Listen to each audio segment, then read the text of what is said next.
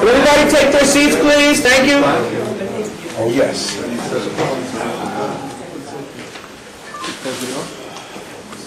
Do we have a quorum? Yes, we do. Good afternoon. The meeting will come to order. Before we start the official matters, I'd just like to welcome the newest member to this committee, Andrew Liska. Yep. You will be representing the student. And what school are you from? I go to CUNY Law. Okay, congratulations. Thank you. Item number 1A is the approval of the minutes for January the 5th, 2009. May I have a motion on that? All those in favor? Aye. Nays, abstentions? Minutes passed. Item 1B. Item 1 is the LaGuardia Community College, establishment of new Department of Natural Sciences. Okay, yes, thank you. LaGuardia currently has a Department of Natural and Applied Sciences, which has 57 faculty and 10 CLTs. Of these employees, 17 faculty and 5 CLTs are being transferred out to form a new Department of Natural Sciences. By a parallel action approved via the Chancellor's University Report, the Department of the remaining employees, who are 40 faculty and 5 CLTs, will be renamed the Department of Health Sciences. This department will house health professions programs, for example, nursing, physical therapy assistant, and occupational therapy assistant.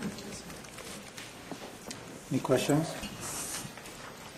Just, am I on? It's all over. Yes. Okay. Just to mention about this departmental reconfiguration, this is really to allow the science programs at LaGuardia to operate in a new way. We got a $4 million Title V grant in STEM fields. And this will allow us to offer two new science majors, one in biology and one in environmental science. We're going to have a new biology lab, and we're going to have a new faculty research lab that will allow LaGuardia students to work with faculty on research programs. This is obviously all new for us, and even a mobile lab for investigations in environmental science. So we're really excited by the grant and by the program, and we thank you for approving this. Any other questions? If not, then I'd like to have a motion to move this item. One more. Second. All those in favor, please say aye. Aye. Nays, abstentions? Item number 1B2, John Jay College of Criminal Justice, establishment of a new Department of Criminal Justice. As is probably no surprise, criminal justice is the largest undergrad major at John Jay. The current enrollment is almost 2,500 students for the BA in Criminal Justice program and about 850 for the BS program. An external review group several years ago recommended having a separate department for criminal justice in order to focus serving the students in that major as well as the related master's program and the PhD in criminal justice. The latter of these is based at John Jay but is actually registered to the Graduate Center. Extensive consultations were done with faculty, HEOs, and students. The faculty governance did take a vote on the issue, and it passed by an overwhelming majority. Again, any questions on this item? If not, I'd like to move this item. So moved. Second. All those in favor? Aye. Nays, abstention, motion carries. Item 1B3, Baruch College, BBA in International Business. This program prepares students for careers in international business or for entering graduate study. In preparing this proposal, faculty consulted with Baruch's International Business Major Curriculum Advisory Board and other industry leaders. Foreign language study is emphasized, and internship opportunities with international firms in the U.S. and abroad are foreseen. The proposal provides ample information on possible job opportunities for graduates. As with other Baruch BBA programs, this program consists of 124 credits and requires the inclusion of a waiver of the board's 60/120 credit policy. That's it. Questions? No? May I have a motion to move this item? So moved. Second. Seconded. All those in favor? Aye. Nays, abstentions, motion carries. Item number 1B-4, Graduate School and University Center School of Professional Studies, online MS in Business Management and Leadership.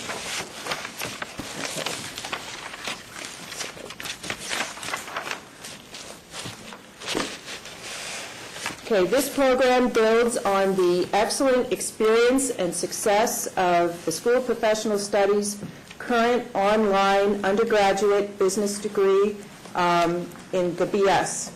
It's intended for students who have undergraduate degrees in any discipline who are interested in developing or strengthening their skills in business management and leadership. Students who have relevant undergraduate study will be able to waive some of the required courses and to replace them with more advanced graduate level electives.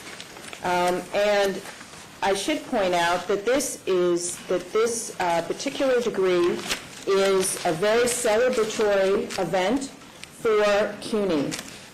CUNY, I should mention that the journal Science, which is probably the most eminent of the science journals in the world, just a few weeks ago published an article in which the abstract said, in part, "Online education is established, growing, and here to stay.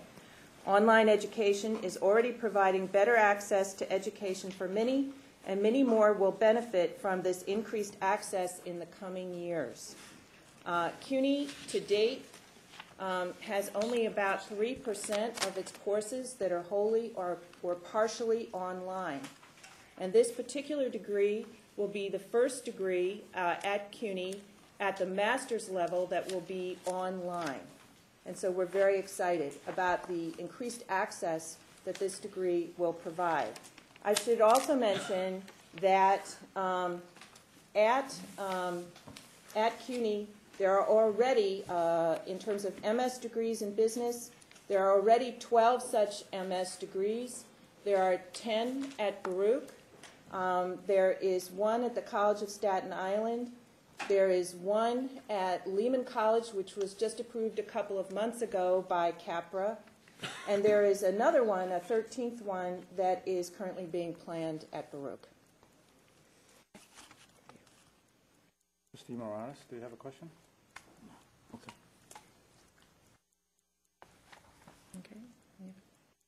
Okay. Yes. I have no objections to online education at all. I do have some questions and concerns about this particular program, so perhaps someone will want to answer. I'll just put everything out at once. As you mentioned, yes, we did just approve an MS at Lehman back in September, and I looked at that. This one is it distinguishes itself. It's for versatility. It's not directed towards a particular niche. But looking at the Lehman Masters, has specialties in finance, marketing, human resources, and it has prereqs, and it even includes space in the schedule for students to fulfill those prereqs if they don't have them as they come in. For this curriculum, it's really very general. There were no prereqs listed for any of the courses except accounting, good, and for risk management. But, for example, there's no prereq for quantitative decision making. So one of my questions is, how will students be guided into appropriate courses that they can be expected to succeed in, since they could come to this program with, for example, liberal arts degrees, and that's the way the program is described. Another question that I have is, unlike the other MSs and MBAs, there was no mention in the description itself of further study. that this would lead to further study, except in business. So although the evaluator did say that this provides a good platform for further expansion. So my question there is, are there plans or will there be plans to expand the program in that way for students who want to continue their study? My last question is, who do you think is best qualified for employment by this program? What kinds of people would be best prepared to go out and work having finished this degree? People with previous experience, people without previous experience, people with experience in particular degree. Could someone describe a graduate of this program? I did note that the evaluator said that if the program expands, it'll need more full-time faculty, not just adjuncts and consortial faculty. So even if I support this program, I would urge strongly people who are developing it there's a lot of work that still needs to be done. An advisory committee still needs to be set up. A director needs to be appointed. I would urge more attention to the curriculum and to the needs of the students in this program. I think that's important. Okay, I think we have two people here. I have a question. Okay. Should I go? Okay, well, maybe they should answer that. Respond to this first. Yeah. Okay, we have two people here from the School of Professional Studies to answer questions. We have Senior University Dean John Mogilescu and Associate Dean George Oddie.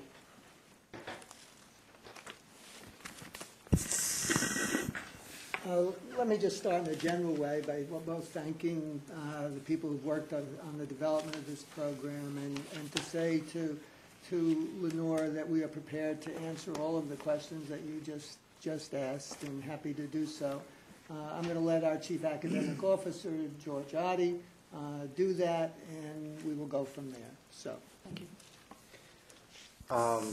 I gather the first question, I would like to take these in the order they were asked, was about the focus of the degree? The prerequisites. Or the prerequisites? The issue of prerequisites and guidance, student Okay, they fully half of the core courses do in fact have prerequisites.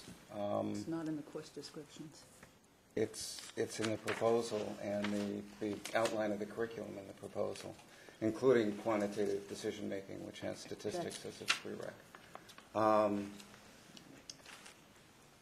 Should I continue on that or go to The next question. Okay.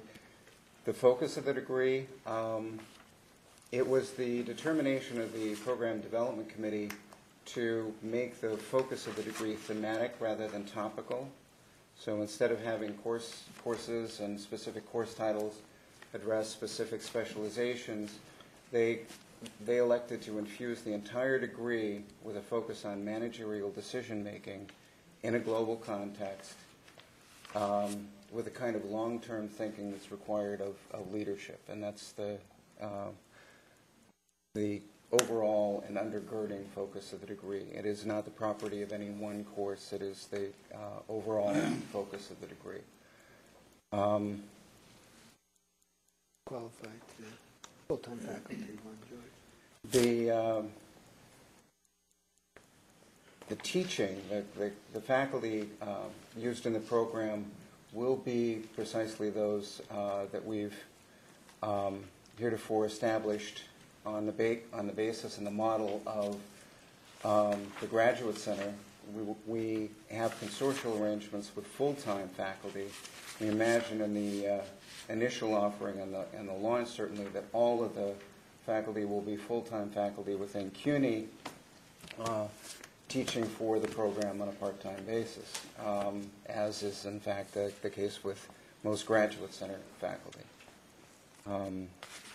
There was a third question, Lenore. Would you want to repeat that one, please? A student, which student, what kind of student, what kind of graduate would be best qualified for employment graduating from this program? Well, we looked at that in two different ways. We did surveying of employers and their interests, and we also did surveying of our own students. The proposal mentions that this was in fact a program created initially, especially on the basis of student demand for graduate credential after the online BS. And we surveyed our students, and fully 3/4 of them, or those responding to the survey, wanted an online degree in business, and specifically in business management. We investigated the hiring practices of employers, and in fact, in most managerial positions, the job listings are for MS/MBA, and we actually called a number of employers, and they said that they made no distinction. It is true that, particularly at that level, at the graduate level, it helps to have experience as well. And 3/4 of our students in the online business degree and also the online communication and culture degree do in fact work in government or in business in middle management positions at present. Thank you. I'm certainly glad to know that the courses that you mentioned have prerequisites. I didn't see it in the course proposals here. Maybe it's Right in the someplace else Right in the that front. I wasn't looking at. It's right on the front page 2. Well, Look at the core, right there. It says these are the prerequisites for the core courses, and others will have undergraduate courses as prerequisites, which can be satisfied prior to admission. all right, that, It's all in yes, there. yeah, It's in there. okay, all right, I'll look, thank you. Trustee Morales? Yes, I think this is a wonderful program. I fully support this program. And, but I have a question. Are there any other colleges besides CUNY that offer MS business, degrees in business? Yes, there are. We also did a survey of similar offerings. Pepperdine actually has an MS with the identical title. Similar or analogous degrees exist at Georgetown, at the University of San Diego, at the University of San Francisco, at Gonzaga University, and at Boston University. As well as Northeastern and Marquette. I'm looking at the survey that we did do, and probably this is not an exhaustive search, but certainly reputable schools who are doing similar degrees. But you talk about few schools only, right? Very, very few. Well, It's ubiquitous. Across business schools, MSs are quite ubiquitous. Thank you. Any other questions? Just like to make a comment. I'm not commenting on the degree itself. I'm on the governing board of the School of Professional Studies and commented there. This is an online degree, and online degrees require an infrastructure, an electronic infrastructure for them to function. CUNY's infrastructure for online education this last week and even today has experienced huge problems. Just coming into this meeting, I received an emergency call from colleagues at my own campus saying that Blackboard, while one could log in, is not functional. I've heard about the same thing from another campus. These are problems that haven't taken. This is not the first time these problems have taken place, but for them to take place in the first week of classes is a serious academic problem and should be addressed. Has to be addressed, because many students have already lost 1 week of classes. We're launching an online master's degree. This would affect this master's as well. I'm not expecting a response. I've already discussed this with Dr. Adi and others, but it should be noted here. Manfred, you've been briefed quite extensively, and you know that this problem has largely been taken care of, so I think it's a large exaggeration given that this is ubiquitous. There are several handfuls of people that have experienced this very lately, and there is a procedure that is well in place, and Brian Cohn has briefed you on that, so I think the record ought to acknowledge that. Secondly, the university, once it endorses a degree like this, we always create a financial model that will provide the necessary support services, whether the texts or online databases that are needed for this degree will be supported either through Baruch in particular, which has probably the most extensive collection and one of the most sophisticated libraries to access things electronically, and that which is deficient, the university will make that made available. May I respond? The briefing confirmed that I got confirmed that new students and new faculty members were unable to log into the system for the first week. And the news that I've just gotten a few minutes ago confirms that all students on my campus cannot get into the system and use the system in a productive way. It's absolutely not the case. I'm sorry. If you would like to have a briefing on this, we can make that available to you. Okay? Any other questions? Not, I'd like to move this item. So moved. Second. All those in favor? Aye. Nay? Abstentions? Motion carries. Item 1B.5, Queens College MA in Applied Behavioral Analysis. Okay. Behavior Analysis. This program builds on the existing master's program in clinical behavior application, an advanced certificate in applied behavior analysis, and a long-standing doctoral subprogram in learning processes behavior analysis, which is registered at the Graduate Center but offered at Queens. It stresses generic, the current program that is proposed here, stresses generic research and applied skills as well as specific applied behavior analysis skills related to either developmental disabilities or organizational behavior management, depending on the track. Students will be able to work with a variety of populations in need of behaviorally based interventions. Students would be eligible for national certification by the Behavior Analyst Certification Board, and I should note that New York State has no specific standards at this point, so that's why it's important for them to get the national certification. This program also provides solid preparation for doctoral study. All courses in the proposed program have been in existence and taught by full-time faculty at Queens for a number of years. Janet, any questions? Just a question. I understand that the clinical behavior applications program, the CBA, is being disappeared. It's in other words, it's obsolete, and that this constitutes a major revision of that program. But this one is called Applied Behavior Analysis, and the other was called Clinical Behavior Applications. It's not clear to me how they're different. Those words are very different, but it wasn't clear to me how these two programs are different. The one that's going and the one that's coming. I believe we have some people here from Queens who can explain this. Okay, we have the Provost, Evangelos Gizis, and also Professor Stephen Schwartz. Oh, that's not what it says here. Sorry. I'm sorry. Thank you, Mr. Chairman. We had a program, the clinical program, with 48 credits, and the intention of this program was to prepare people both for the behavioral analysis and also for counseling.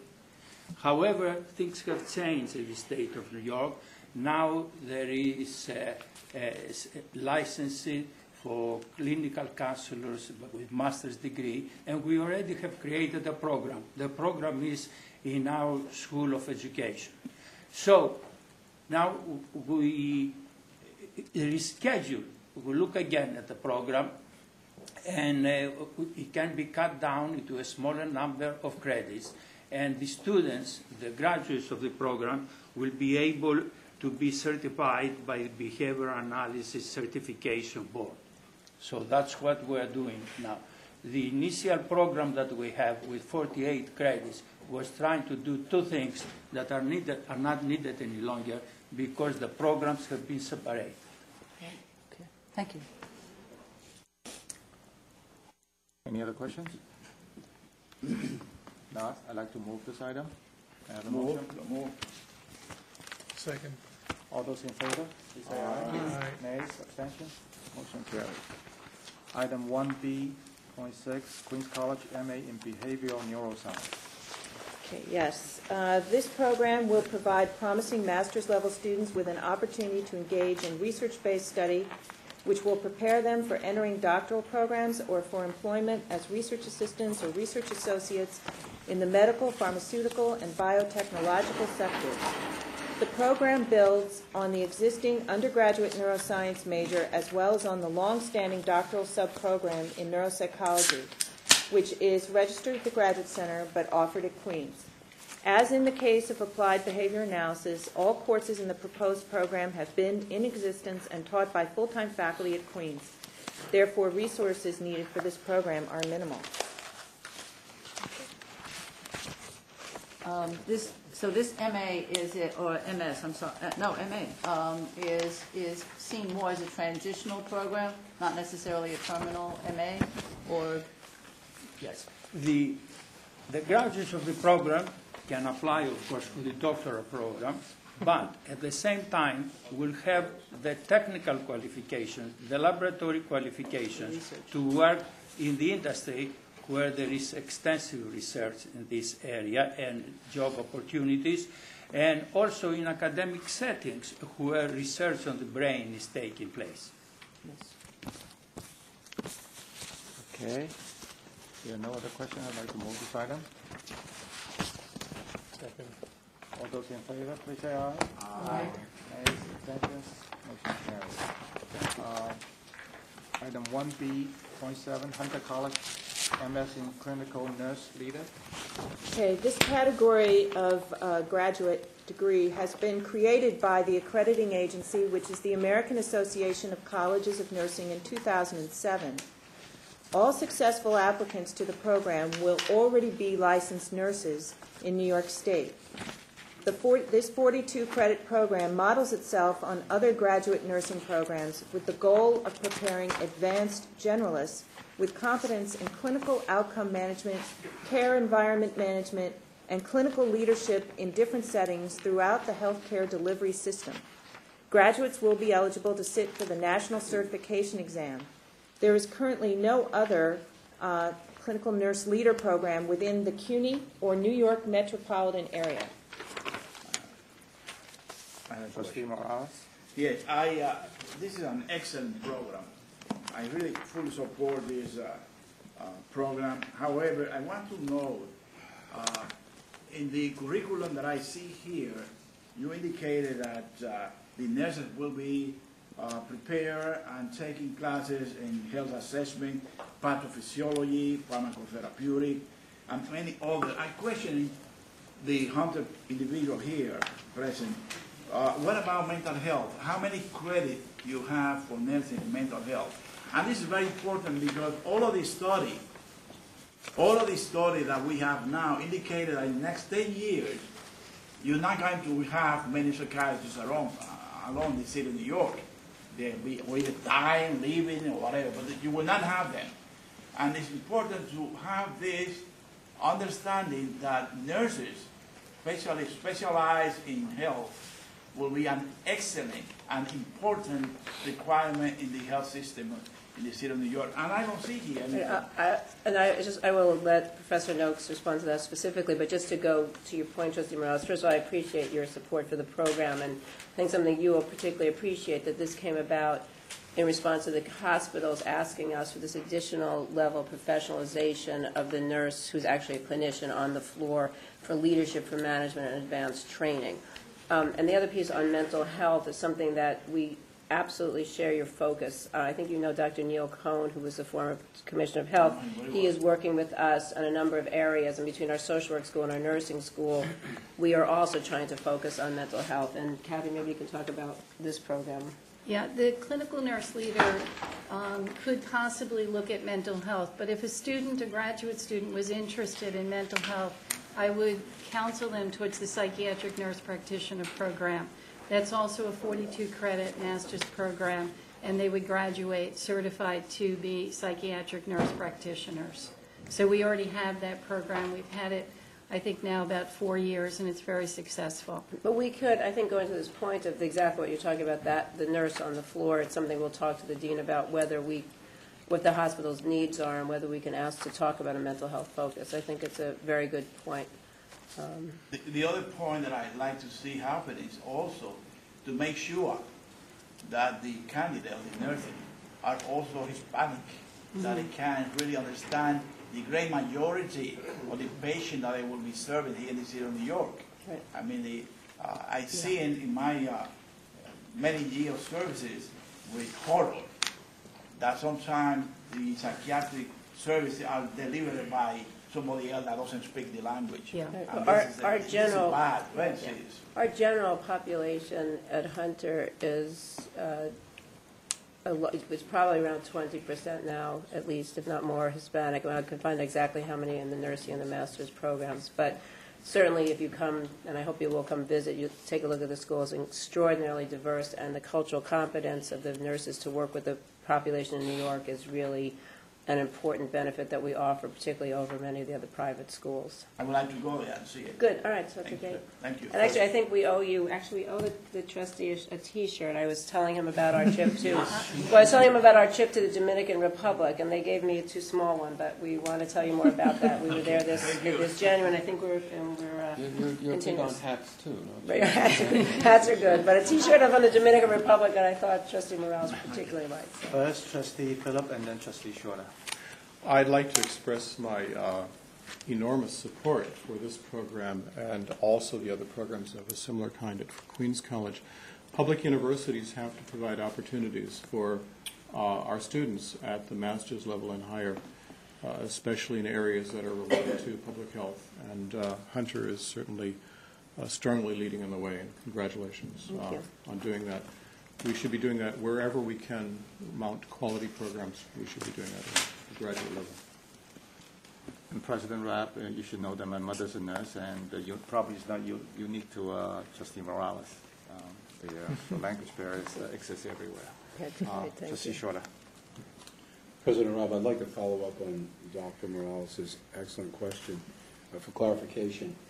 Are we clear that this incredible program will expose students to some aspects of mental health, and they don't necessarily have to go into the master's or into the clinical psychology? I think we need to take that point back. I think there's not, I think the way the program was structured, as Professor Noakes was saying, is not necessarily with that aspect, and because we have a more of a specialized program, but it's a wonderful question. And I think as this program evolves with hopefully with your support, as we move forward, we have room to add classes and to work with the hospitals. And I think that's something you can particularly appreciate. It was the VA hospital and HHC which actually asked us to work with us to help meet a need that they had for a professionalization of the clinician nurse. And I think that's something we're very proud of, to meet that public need. And as we work with them, we will talk about that aspect of the nurses' training.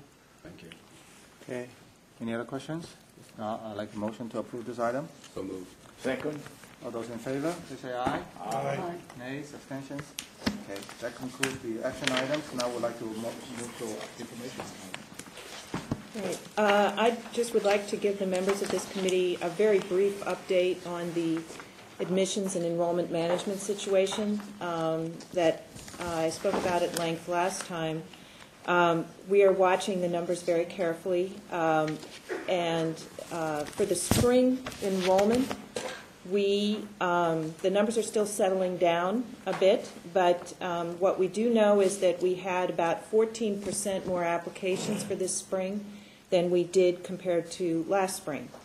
For the fall, applications are still very much coming in, and here it's very difficult for us to judge how many we're getting. We know we're getting more, but the reason that it's a little more complicated is that we're processing the applications much faster than we did last year. So last year, it was taking an average of something like 53 days to process an application. Now it's down to 22 days. So it's much, much faster, and as a result, in the first phase of admissions, which has already happened, we admitted over 50% more freshmen than we did in the first phase last year. But it's inflated because we've been processing applications more quickly. But we're going to continue to look at this very carefully. including borough by borough, because we know that enrollment is growing much faster in Manhattan than it is in the other. It's growing a lot everywhere, but it's growing much more in Manhattan than it is in the other boroughs. We're also doing a number of things to look at this issue from a more long-term perspective and taking aspects of the environment that's going on, how they affect our enrollment management planning. And I just wanted the committee to know that we are having meetings involving not only people in the central office, but we're also meeting with all the presidents together to discuss these issues and long-term enrollment planning. Plus, the chief academic officers at the different campuses are all getting together and talking about this. The chief student affairs officers on all the campuses, and also the vice presidents for administration. All of these groups are getting together and talking in different combinations and different settings in order to discuss it. We know that our enrollment is growing. Our critical issue is how to maintain quality with this growing enrollment. And there are many different factors that go into this, and we're going to be considering what is the best way to do that. So that was just a short update.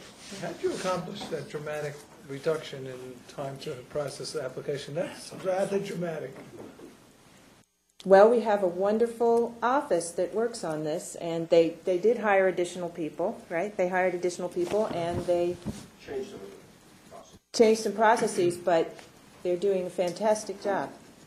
Is there a surge in certain of the institutions, or is it across the board? Well, in terms of Fall 09 people admitted so far, it looks like it's pretty much across the board. There may be somewhat more of a surge in people admitted outside of Manhattan than in Manhattan. However, the absolute numbers are higher for Manhattan than they are for outside of Manhattan.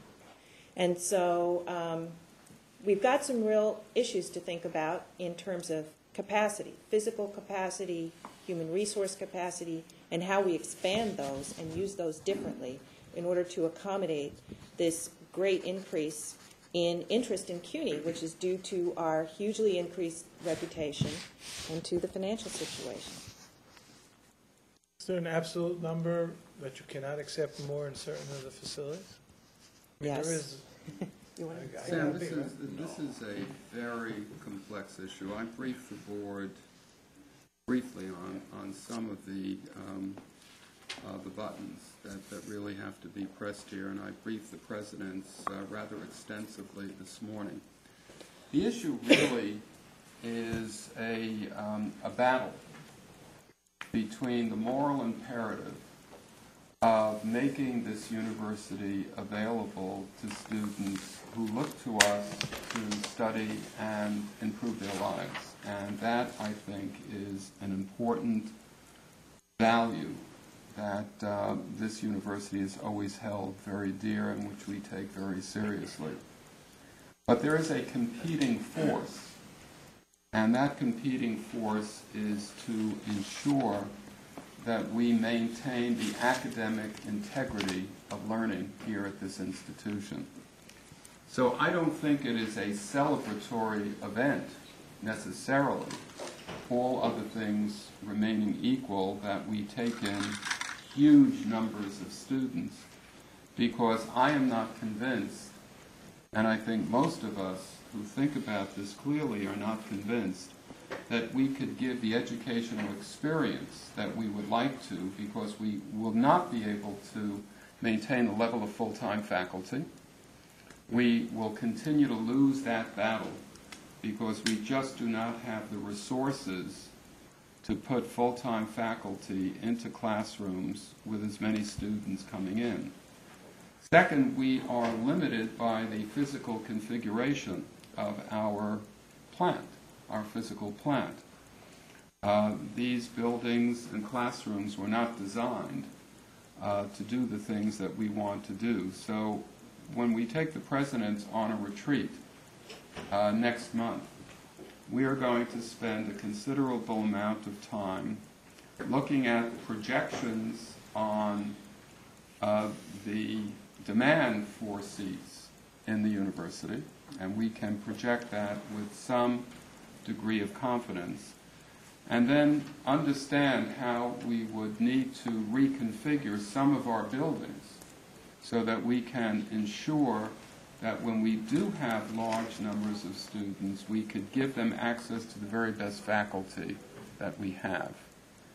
We can't necessarily satisfy that particular constraint right now because of the physical limitations. At the same time, we will have to build a very different funding model if we start making changes to the configuration of our buildings, because that would then change the balance between the teaching power, full-time people versus part-time people, large lecture halls, possible more online education, developing coteries of graduate students and professors at perhaps a lower level than the, not perhaps, a coterie of faculty that would be below the tenure track faculty. So this is a great opportunity, given that the university's reputation has been burnished. There are always lights of, that light up ideas due to the financial problems that we're having. We're getting lots of students. We just cannot stay the way we are and deal with this conflict between moral imperative and access to a high-quality education.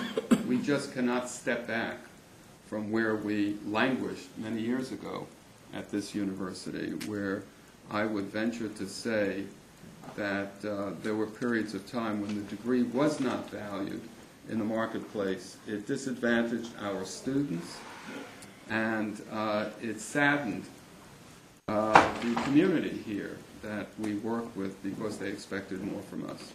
Well, just, I was asking a more micro question, just to put it in very basic terms. If some courses only have 200 seats, and last year we had 190 students, and this year we're projecting to have 220, we might, let's say last year the SAT cutoff score was 1,100, we might take the opportunity to raise it to 1,150, which means you can't accept students so easily now on the same standards as you did last year. That's sort of, is that We do that on a regular basis. Anyway, so We this do is... that on a regular basis, increasing admissions criteria from migrating from one particular level of the university to another level of the university. We have, for the past 10 years, incrementally increased the academic profile that we insisted at some of our institutions.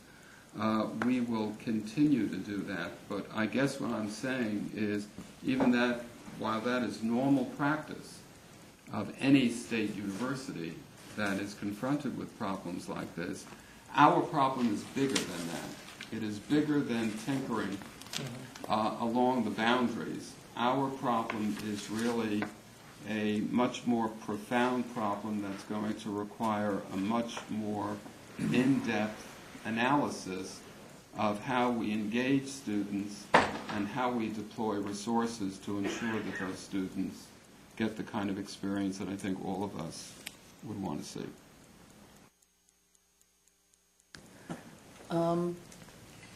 You can do that kind of tinkering or even larger planning with the senior colleges, but given that the community colleges are open admissions, how might these discussions be carried on with reference to them? Well, I think one of the things that and I have a list of items that CAPRA will be looking to deliberate over the next few years. One of the things that we must do at this university is create a new community college. Right now we have about 45% of the students in the United States studying at community colleges. By every projection I have seen, that number is going to go up. We definitely need access to another community college in Manhattan, which is where the growth is rather enormous. All the way up north in Manhattan and all the way south in Manhattan is where we see the real pressures here. But it gives us an opportunity to reflect on how we have organized community colleges, and I am not satisfied, and you've heard me say this on many occasions, while the faculties that we have on our community colleges are wonderful, and they do very good work, and they care deeply about the students, the fact is that not only at our community colleges, but across the nation, students are just not graduating in the numbers that are even reasonable. And we can sit here for an hour and talk about the reasons, and we all know the reasons.